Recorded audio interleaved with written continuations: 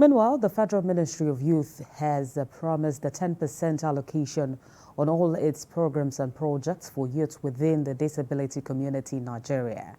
The Minister of Youth spoke when he visited the National Commission for People with Disabilities, where he promised to equip youth with skill acquisition programs and leadership training. Our correspondent, Moyo Thomas, has more details on this.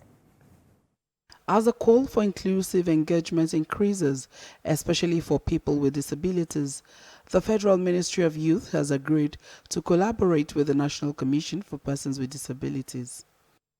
A report, according to the National Commission for Persons with Disabilities, says over 35 million Nigerians are living with disabilities, and about 60% of these numbers are youth. These young people, despite their physical disabilities, have great intellectual ability to contribute to Nigeria's development. The Executive Secretary of the Commission therefore requests the visiting Minister of Youth to implement programs that will bring smiles to the faces of persons with disabilities. We understand that the ministry is planning a lot of empowerment and support programs for the youth in Nigeria.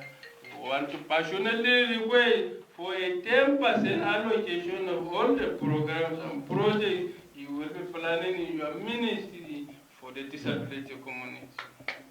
We must protect the rights and dignity of persons living with disability and provide accessibility and to always include them in decision-making processes and, of course, in the implementation of programs and initiatives. The meeting also coincided with a visit by the Vice-Chancellor of the Nasarawa State University, who announced the state's approval for full sponsorships for persons with disabilities in Nigeria and a fast-track admission process. We are also working to establish a center for the studies of disabilities. We have also in place policies by the government which says every person with disability who is admitted into Nasarawa State University will not pay school fees.